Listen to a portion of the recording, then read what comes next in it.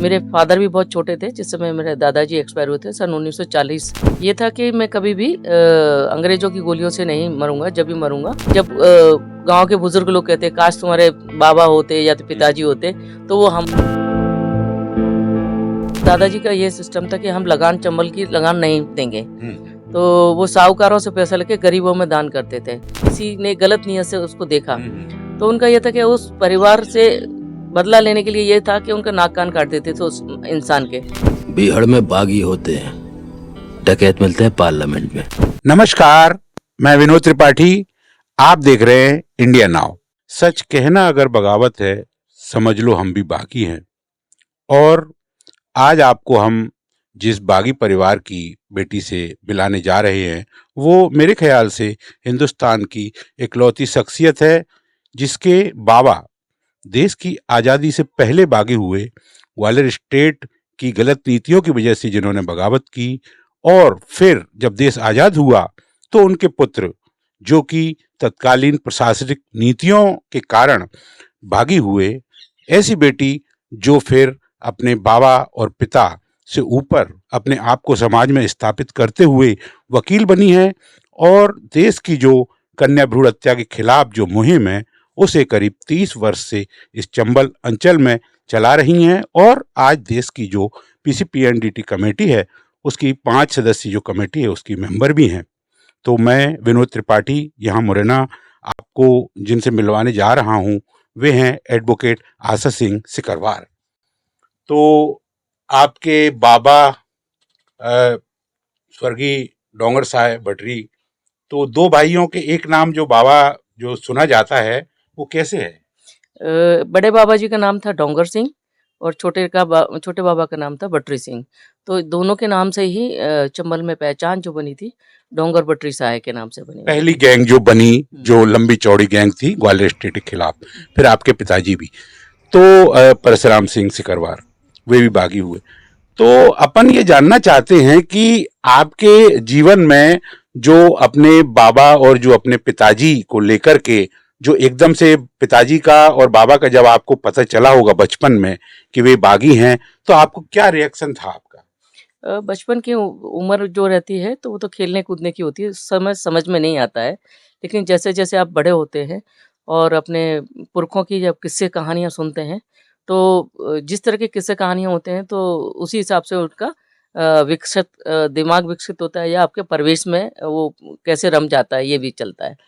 तो जिस तरह से मेरे दादाजी का था और जो किस्से कहानियाँ मैंने बुजुर्गों से सुने थे, क्योंकि मेरे फादर भी बहुत छोटे थे जिस समय मेरे दादाजी एक्सपायर हुए थे सन 1940 में। तो वो मतलब उन्होंने एनकाउंटर में भी उन्होंने खुद ने सुसाइड किया था। ये था कि मैं कभी भी अंग्रेजों की गोलियों से नहीं मरूंगा। जब भी मरूंगा अपने खुद के उससे ही मरूंगा। तो उस समय बहुत छोटे थे मेरे पिताश्री। और उसके बाद में जब पिताजी भी जब हुए तब मैं 7 साल की थी मात्र। जब मैं 7 साल की, तो वो बचपन ऐसा होता है कि आप नहीं समझ पाते। लेकिन जैसे जैसे आप बड़े होते हैं तो आपको पता चलता है कि आपके दादाजी बागी थे और उन्होंने ये ऐसे ऐसे किस्से उनके जो समझ में आए मुझे, तो एक प्राउड फील करती थी कि हाँ, कि दादाजी ने जो किस्से चर्चित में थे कि उन्होंने हमेशा गरीबों की मदद की। अमीरों से साहूकारों से लेकर और गरीबों में जो पैसा देना, मदद करना, ये सब चीजें उन्होंने किया था। अच्छा, आपके जीवन पर जो उनका बागीपन जो रहा उसका आपके परिवार के ऊपर, आपके स्वयं के जीवन, आपके भाई बहनों के ऊपर क्या प्रभाव था उस वक्त? बिल्कुल प्रभाव तो ये रहता है कि एक तो समाज ये बोलता है कि बागी के बच्चे हैं, लेकिन बागी के बच्चे यदि हम कहीं नेगेटिव जाते तो उसका असर वैसा पड़ता है। लेकिन शायद हमारे दादाजी ने लोगों की मदद की और वो ही हम लोगों ने स्वीकार किया कि आज हम समाज में लोगों की इस लायक हो गए हैं कि हम लोगों की मदद कर सकें।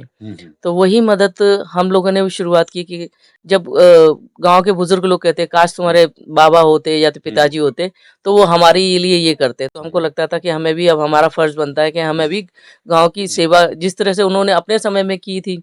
अब समय बदला, परिवर्तन आया, तो ये युग दूसरा युग है। तो इसमें जैसे कानूनी तौर पर मदद करना हुआ या थोड़ी बहुत किसी का सहयोग करना हुआ, वायलेंस के केसेस है इस तरह के देखना हुआ, तो इस तरह के सपोर्ट हम लोग करते रहते हैं। तो मतलब ये माना जाए कि जो एक लोग सुनते हैं रॉबिन हुड टाइप की जो छवि होती है कि आपके बाबा ने यहाँ के जो अन्यायी अमीर हुए उनको जैसे लूटा या उनका अपहरण करे, तो ऐसा भी एक किस्सा सुनते हैं कि वे 5 तोले कोई सोने की खंगवारी उस अपराध के गले में डाल के वापस करते थे, वो क्या किस्सा है? वो दादाजी का किस्सा है कि जिस तरह से साहूकारों से वो पैसा लगान वसूल, चूंकि उस समय लगान बहुत ज़्यादा अंग्रेजों के पास जाती थी, और ये था कि दादाजी का ये सिस्टम था कि हम लगान, चंबल की लगान नहीं देंगे, तो वो साहूकारों से पैसा लेके गरीबों में दान करते थे। और जब वो बताते हैं ऐसा कि साहूकारों के परिवार के बच्चों को जैसे किडनैप कर लिया, तो वो 2 चीज़ें करते थे। एक तो जैसे वो जिस समय उसको किडनैप किया उसका वजन कितना है, तो उससे वजन बढ़कर उस बच्चे को मिलना चाहिए, ना कि ये लगे कि हाँ बच्चे को परेशान करके रखा गया। एक तो ये था। दूसरा यदि ये था कि यदि उसने पैसे साहूकार के यहाँ से जो पैसे ले लिया है, तो फिर उसको वो खंगवारी उसके गले में डाल देते थे कि अब इससे कोई भी लगान वसूल नहीं करेगा। दूसरा भी डकैत कभी इसका अपहरण नहीं कर सकते, पूरी सिक्योरिटी उसको प्रोवाइड की जाती थी।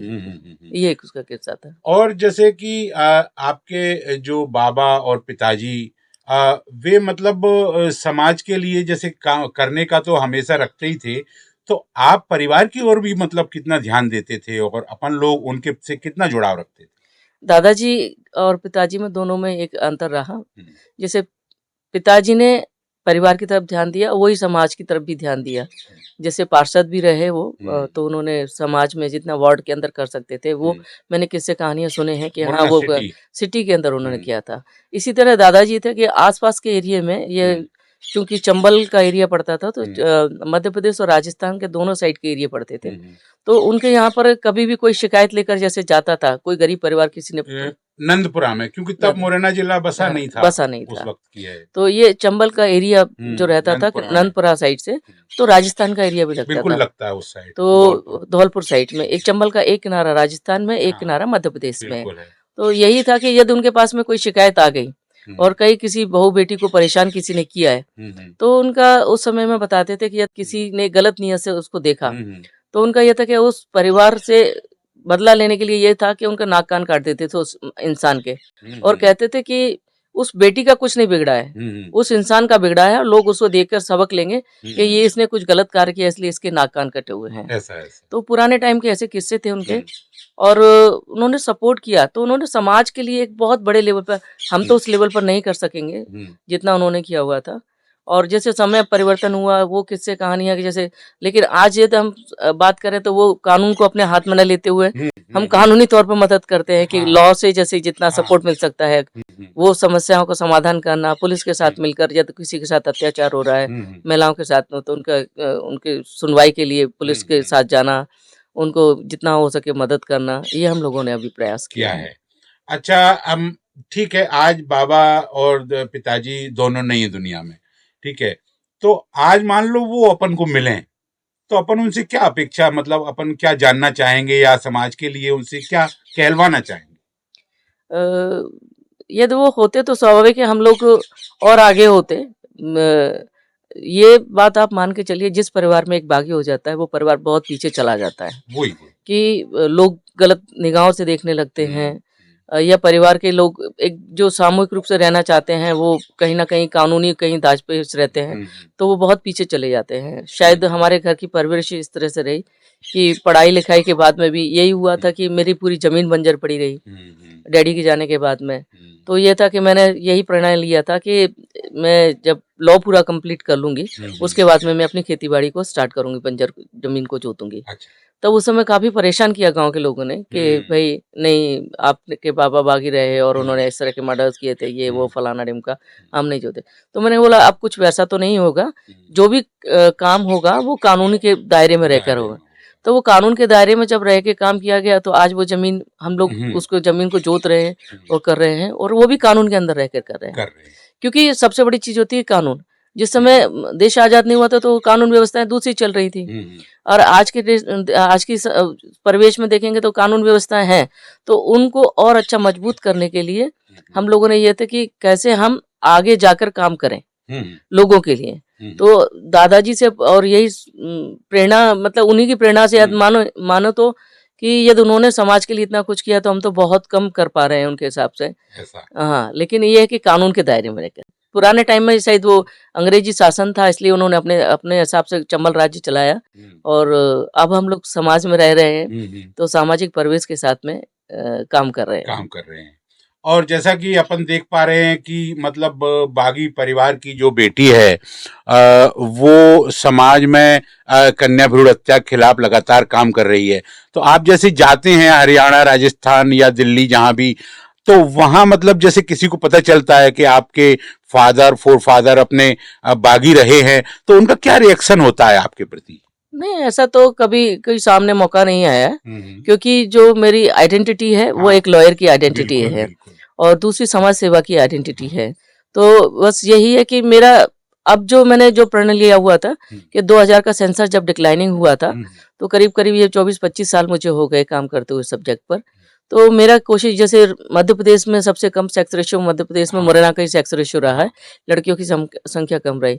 तो मेरा ये प्रयास रहा कि कम से कम मध्य प्रदेश में बेहतर कर सकूं। और आज एनआईएमसी के मेंबर के साथ में ये कि अलग अलग स्टेट में विजिट के लिए जाना पड़ता है, तो वो कोशिश हमारी रहती है कि कानून का क्रियान्वयन ठीक से हो सके और कानून का पालन लोगों को करना चाहिए।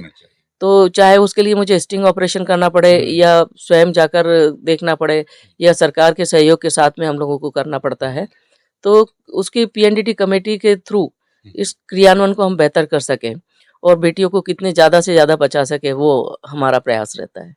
बिल्कुल, बहुत अच्छा बताया। और अंत में चलते चलते इतना कि अपन और समाज के लिए क्या कहना चाहेंगे। अपन भले ही बागी परिवार रहा, लेकिन आज अपन बहुत ही समाज सेवा के दौर में और कानून की रक्षा के दौर में भी अपन इतने उतरे हुए हैं, तो अपन और क्या कहना चाहेंगे समाज से? आपने एक चीज बोली विनोद जी कि भले ही बागी परिवार रहा, क्योंकि कहीं ना कहीं हे दृष्टि से बोलना होता है। वही तो पूछ तो मैं, हाँ, तो मेरा ये रहता है, मैं बहुत प्राउडली बोलती हूँ, मैं बहुत प्राउडली मैं बोलती हूँ, कहलवाना है। हाँ, मैं बहुत प्राउडली बोलती हूँ कि मैं बागी परिवार से हूँ और ऐसे परिवार में मैंने जन्म लिया है कि जहाँ मेरे दादाजी बागी रहे और उन्होंने समाज के लिए बहुत कुछ किया। मेरे पिताजी रहे, उन्होंने मतलब दुर्भाग्यवश हमारे साथ नहीं है, लेकिन ये है कि उनके जब किस्से कहानियाँ सुनती हूँ तो उन्होंने समाज सेवा के लिए जो काम किया, कोशिश हमारी भी यही रहती है कि मेरे दरबार से, मतलब सॉरी मैं बहुत बड़ा शब्द बोल रही हूँ, कि मेरे दरवाजे से कभी कोई एक आस और उम्मीद लेकर आती है तो कम से कम वो खाली हाथ ना जाए, जितना सहयोग बन सके वो सहयोग कर सके और एक जो पिता की और जो दादाजी की छवि है उसको मैं बरकरार रख सकूं कि हाँ, समाज में कुछ नया करना है, लोगों के लिए सहयोग करना है। बस यही पीड़ा हम बताना चाहते थे। और सच कहना अगर बगावत जो आपको शुरुआत करी, वही परिवार की बेटी ने सारी बात आपको बताई। और फिर मिलवाएंगे आपको इनके परिवार के किसी और फंक्शन में। मैं विनोद त्रिपाठी, इंडिया नाउ, मुरैना।